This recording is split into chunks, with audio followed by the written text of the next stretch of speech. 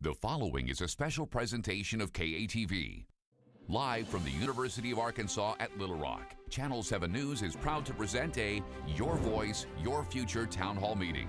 Medical marijuana in Arkansas. Now, live from the Stella Boyle Smith Fine Arts Concert Hall, here is your host, Scott Inman.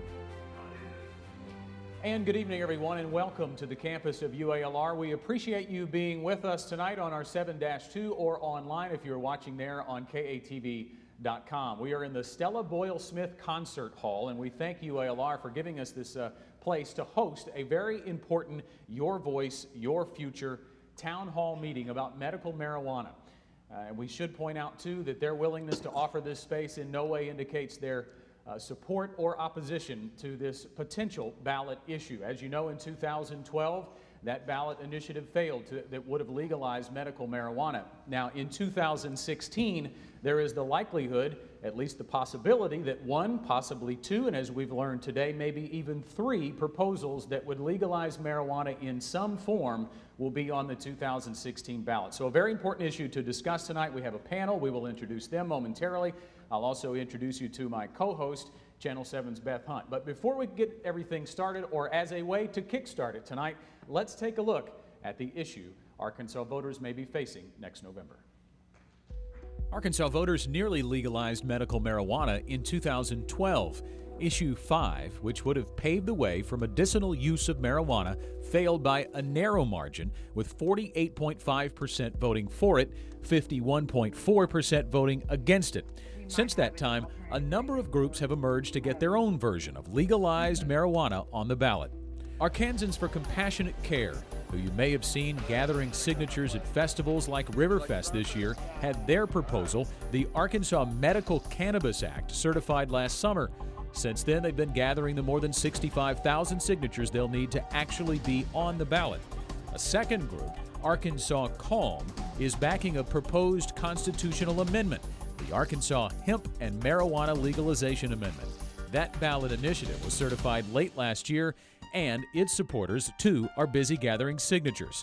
Both proposals have lengthy legal explanations of what they would allow, but in effect, the act calls for marijuana to be legalized in the state for medical purposes, and that a network of nonprofit cannabis care centers be set up to distribute the drug or its byproducts, such as oils.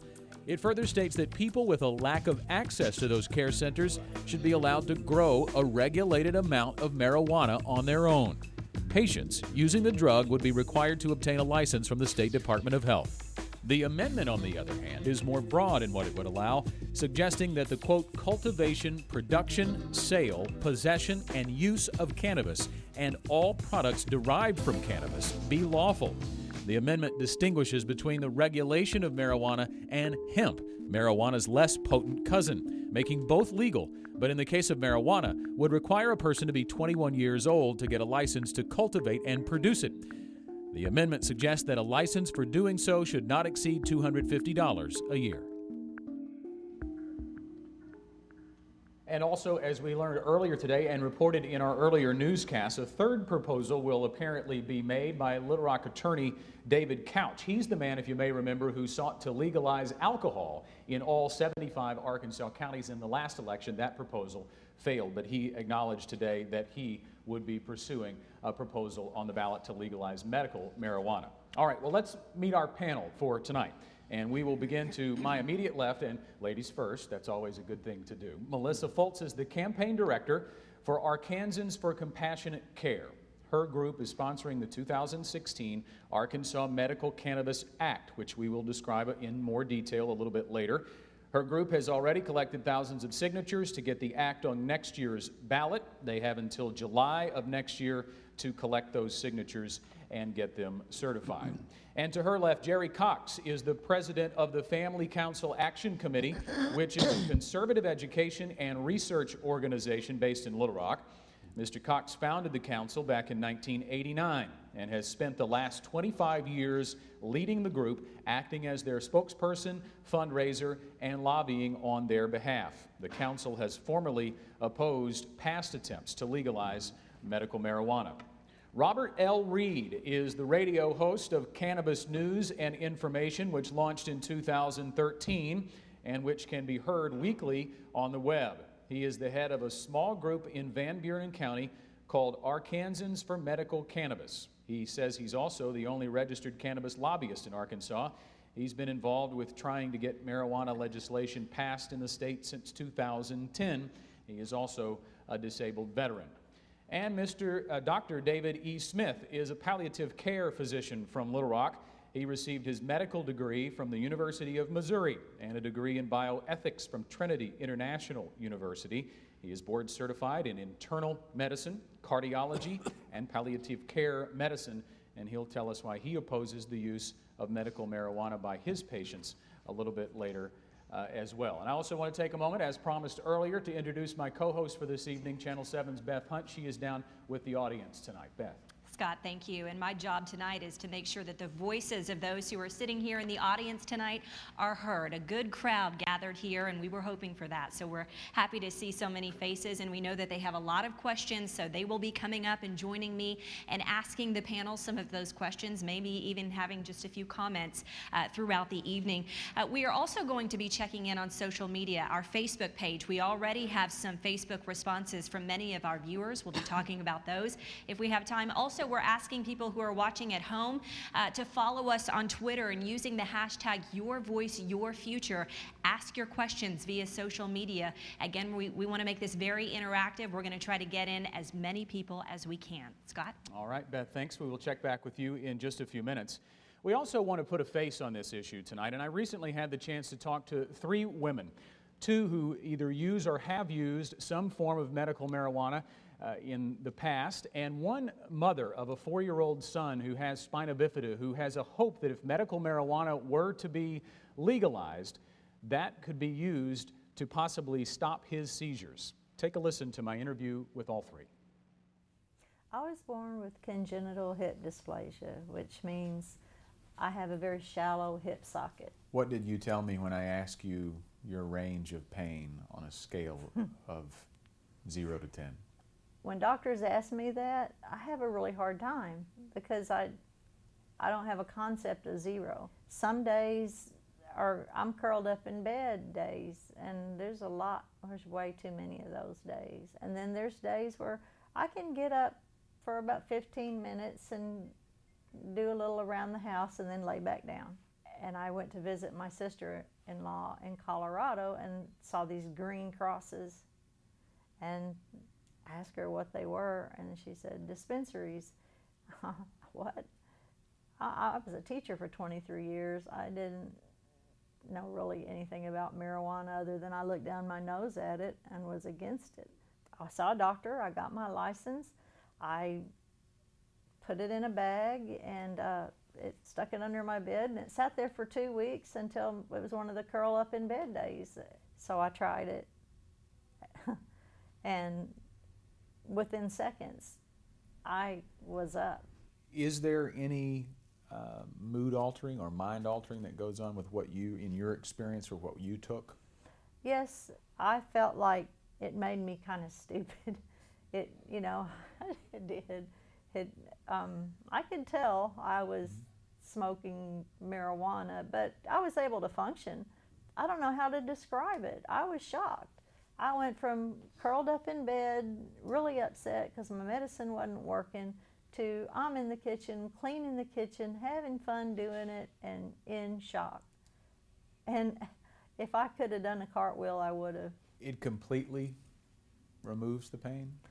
Well, I can't say that it was gone, but my brain sure wasn't thinking about it.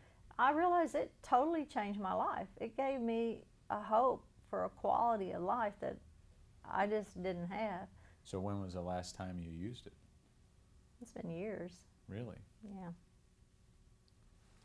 But that's why I'm here. Yeah. That's why I'm fighting. I'm really hoping people get educated and they find out how much this could help people. He's been on several different medications. At one point in time, it was bad enough to where they had him on about 5 different seizure medications, and they would take him off one and then they would interchange it with another. So how were you made aware of those oils? about a year ago, I went to a parenting convention, and I got to meet Matt, and his daughter was in the documentary. And then he showed me different videos of her, you know, that he had just on his phone of what she was like after she had taken the CBD oil, just happy, you know, living life the way children are supposed to. So we're talking about two very different stories here, because we're talking about pain management, and then we're talking about something that you're saying is stopping seizures. Yes, within the first treatment, from any video or any story that I've ever heard from a child that has seizures, within the first treatment of Charlotte's Web, their seizures have stopped. I'm looking for a way for him to be able to live a normal kind of life. It may not take away all of his issues, but it can resolve some of them. And your group is circulating a petition, and it would do what? It will open up the whole gamut, full legalization. It'll open it up for industrial growth, for the medical dispensaries and that sort of thing, and then for personal use too. Why not, as your group makes this push, go just for the medicinal marijuana? Why do you want to open it up to everything? Because some people can make their own medicine. Some people can put their own plant in the ground, grow it, and make their own oil. And not a lot of people won't. A lot of people will go ahead and buy from the dispensaries or go see their caregiver and get their medical cannabis that way. But what about the people who make their own tea and grow their own vegetables? Maybe they want to grow their own oil. You know, it's a plant. How would you envision it being regulated? Well, I think it should be regulated just like alcohol. I don't think you need to be driving while smoking at all. Zero. Nobody under 21 can touch it unless it's under a doctor's care and it's the oil or you know, whatever. But I do believe it should be regulated basically just like alcohol. I mean, we can make our own beer at home if we want to. What about the argument that it's a gateway drug to harder drugs? No, I don't believe that. I raised two boys, and probably alcohol would be the gateway drug. It would depend. Most people who have smoked pot and decided, or who have used cannabis and decided that was their recreation, have stopped at that. They haven't gone on and graduated to other things. But you know, that is a concern. It is a definite concern. Legalizing it and regulating it would keep them from getting it in their hands, though. Okay, so a lot of issues discussed there, and we will get back to the gateway drug issue in just a moment. But I do, if I want to start, as we start to go towards the panel here and talk about maybe reaction to what we heard there in those pieces. And I really would like to start with Dr. Smith. I know that you have acknowledged in the past that cannabis has the potential to be medically useful. You said when you were opposed to the 2012 ballot proposal that we needed more research. Tell us about what your feelings are about the medicinal value in cannabis. First of all, I'd like to say my work is as a palliative medicine physician, and all I do is take care of pain and suffering patients. As a physician, we ought to make the point that we are not opposed to good medications from any source. Plants is fine. As a cardiologist, we use foxglove derivative called digitalis for the heart for many years. As a palliative medicine doctor now, I use a plant called opium. The refined is morphine. So, you know, we're not opposed to that. What pot is unrefined marijuana. And unrefined marijuana has multiple components to it. I don't know whether this will show up or not, but when you have the marijuana leaf, you have cannabinoids, 70 to 100 cannabinoids. But what's bothersome, in addition, there are 400 different substances, and we don't know what they are. So the part that makes people high, the recreational marijuana, is the THC. What we really want as a medication is that cannabinol called CBD, cannabidiol. So this is where the research is. Now, why can we not just use the unrefined drug?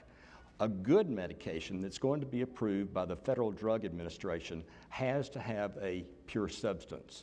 We have to know what we're dealing with. We have to know that when we use that drug, we can depend that this dose is going to deliver what we think it's going to deliver. It's going to have a dose that we can increase up to a certain level, And then we know it'll be toxic after that. And then we have to use the drug within those ranges. We have to know that the side effects, we have to know that one batch is as good as the other. So if we go to a marijuana farm, one time it may be 20% bioavailable, or the good stuff that's going to work. The next time it may be 80%. The other big problem that we have is that it has these impurities in it, and so we may be getting fertilizer, mold, bacteria, neurotoxins, fertilizer, carcinogens. We don't know what we're getting, and there's nobody there to protect us. In the same way, we don't go online and just grab any medication because we're very concerned about the purity, and that's why we have the FDA, is to protect us as a people. So that again is, it can be a medicine, but it needs to be refined and it needs to be appropriate. We'll jump in here because, okay, so acknowledgement that it has medicinal value, but it's impure.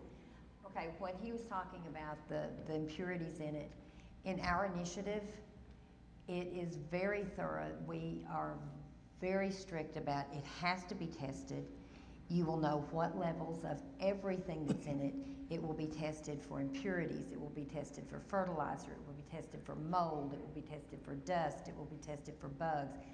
It is required that it be tested, it be safe, and it be clean, and it be pure before any patient ever gets it. Scott, I think it's important, though, to point out that I have the proposal here that Ms. Fultz speaks of. It's about 10,000 pages long. And yet when I read the part about what Dr. Smith is talking about with testing and so forth, there's hardly anything there. There are no specific requirements for testing, no specific guidelines for testing. It just says, we'll test it. And so I would submit that this proposal is severely lacking in the whole testing side of things. And I don't believe if this passes that it's going to do what Dr. Smith says it needs to be done. I know you want to jump in, Mr. Reed. I'll get back to you, but I want to give you a chance to respond to that. All the states that have legal cannabis for medicine have testing labs. They have standards. They have very strict standards of those testing labs. And that is what is in the initiative, that we have the testing labs and that they be tested and that they be, if they say they're organic, they have to prove they're organic, but they have to be tested for everything. Every single state have testing labs, and they are all very closely watched. There are certain guidelines that they have to go by, and so it is clean and it is safe for patients. But even if we test it and we say, you know, it doesn't have any fertilizer in it and it doesn't have any of these other pesticides and whatever in there, it doesn't negate the harmful effects of smoking marijuana. And every proposal that's been out there allows people to smoke it. And I don't know of any medicine that you smoke. In fact, the carcinogens in marijuana are about 70% higher than what you would find in cigarettes. Not to mention all the other issues that you have to deal with the health problems. Yeah. Everything from schizophrenia to heart issues, stroke issues, memory loss, loss of IQ, not to mention what it does to mothers who are carrying an unborn child. If they smoke marijuana while they're pregnant, it is very bad for that child. It causes brain damage. And so even if it has been totally looked at and said, hey, this is clean marijuana, it doesn't negate the harmful effects of it. And the reason we have the Federal Drug Administration is because the testing is very, very difficult. And this should not be done just by anyone. And so when you go to the states that have medical marijuana, like I said, you can get one batch and the FDA can test one batch and the next batch, and there's a huge variation. Same thing we've faced with chondroitin sulfate. You go to the health store, it's 20% bioavailable. You go to maybe Sam's and it's 80% bioavailable. Or you can mix up the places. So it's very, very difficult to do the proper testing. It would be overwhelming to have all these different places and expect the federal government or anyone to do adequate testing to protect the provider or protect the people of the state of Arkansas. You guys came out guns a-blazing here. Mr. Reed has waited patiently. I want to let him get in here. And what about, you know, the audience responded to the 70% carcinogen, and Roby and I looked it up. There are a lot of different studies on that. You can see that go both ways. And how do you know How do you know what to trust? Let me let you say whatever you want to say first, and then we'll get back to that. No, go ahead. I'll You want to wait? You're deferring. Okay. I'll defer. An hour seems like it's going to be a long time, and it's obviously not going to. Well, Roby's Scott, waiting let me tell you, we've spent since we got involved with this issue in 2012, and we've spent the past 3 years researching it. I have a research folder. It's probably about that thick now, and we add to it every day. And there is a growing body of solid scientific evidence that indicates that there are so many harmful effects of using marijuana, especially if you're a teenager, especially if you're a young person. And I don't think there's anybody who can tell me and guarantee to me that if we legalize marijuana for recreational or medicinal purposes, that it's not going to fall into the hands of teenagers, that they're not going to be using it in higher numbers. And when they do, they're going to suffer IQ loss, memory loss, maybe schizophrenia when they get into their 20s. There is a whole list, and this is not just junk science like some people roll out there. These are bona fide scientific studies. Mr. Reed. Let me try to clean up the smoke and mirrors a little bit. April 21st, 1998. U.S. Patent Office. Cannabinoids as antioxidants and neuroprotectants. Guess who this was issued to? The United States Department of Health and Human Services. And in the abstract, it says, the newfound property makes cannabinoids useful in the treatment of prophylaxis, wide variety of oxidation-associated disease, isometric, age-related, inflammatory, autoimmune, yada, yada, yada, yada, yada. That's 1998. November 1st, 2010, American Medical Association, House of Delegates, recommended rescheduling medical cannabis. It's got a whole bunch of whereases in it, so I won't go through the whereases. 1, cannabis has little or no known withdrawal symptoms and is therefore considered to be minimal or non-addictive. 2, cannabis has many well-known medical benefits. It doesn't say maybe, it says has many. 3, cannabis has been used by millions of people for centuries with no history of a recorded fatality and with no known lethal dosage ever discovered. Whereas, therefore, cannabis fulfills none of the requirements of Schedule 1, then it goes on and on. And then to the bottom it says, resolve that our American Medical Association recommend that the medical cannabis be rescheduled to a status that is equal to or less restrictive than the Schedule 3 status of the synthetic THC on the market.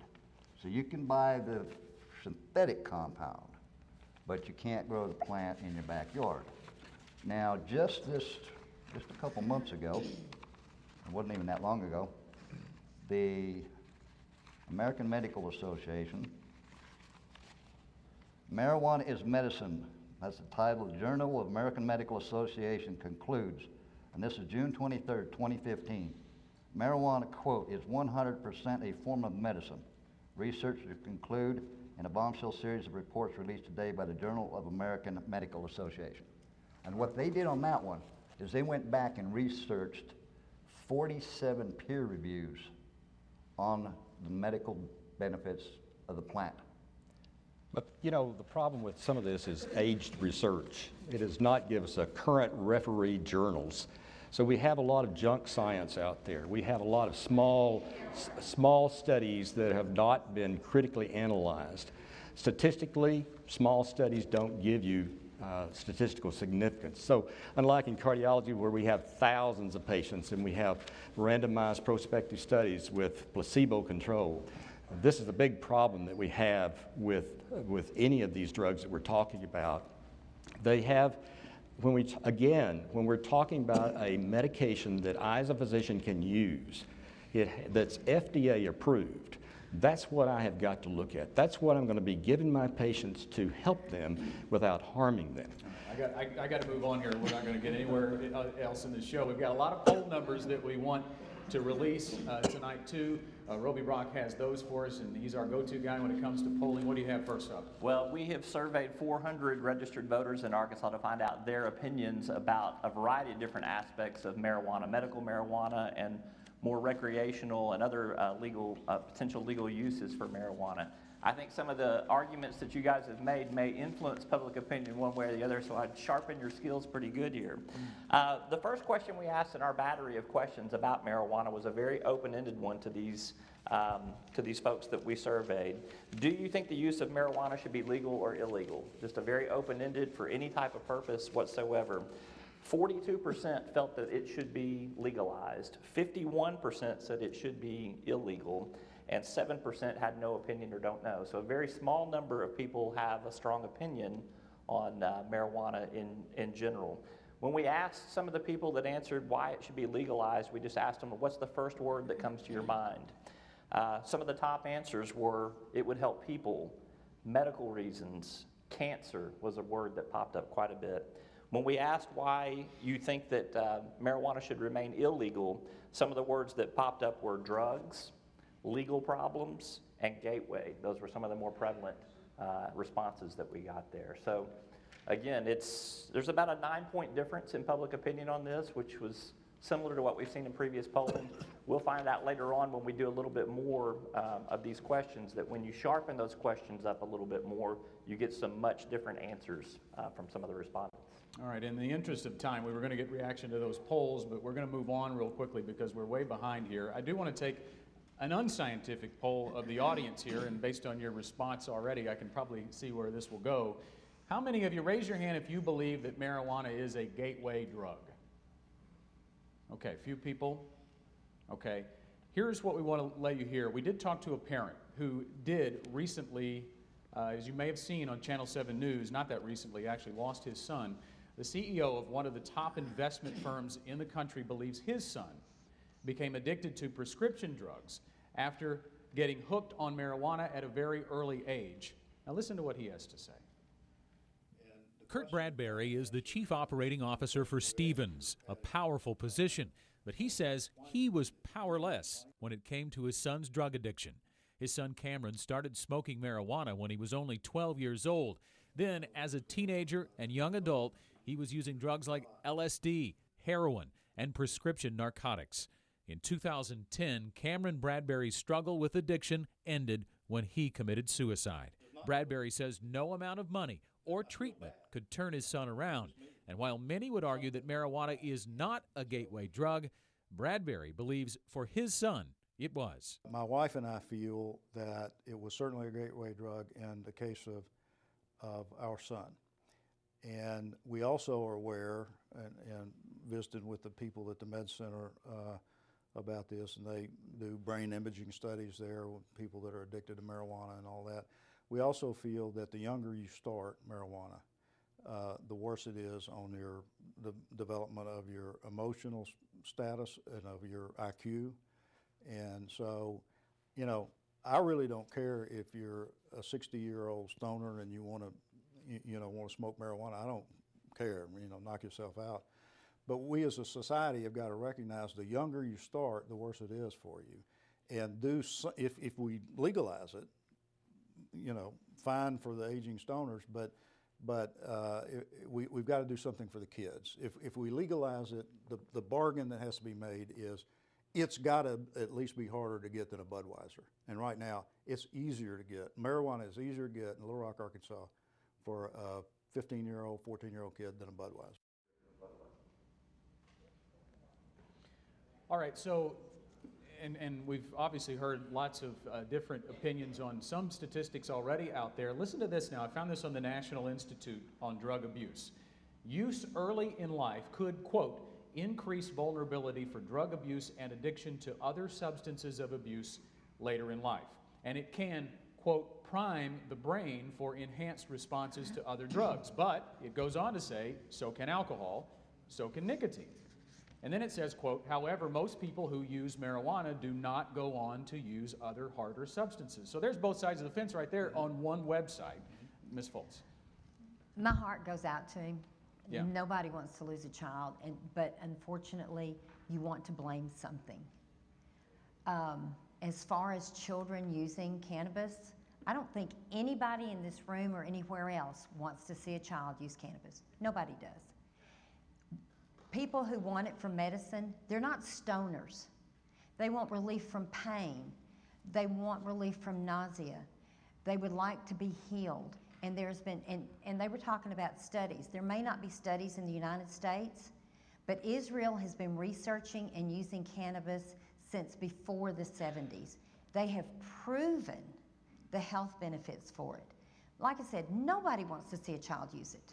That's not what this is about. This is about a medicine to help people get well, to take their pain and suffering away, and actually help them to live. That's what this is about. And I'm sorry for him, but I don't see it as a gateway drug.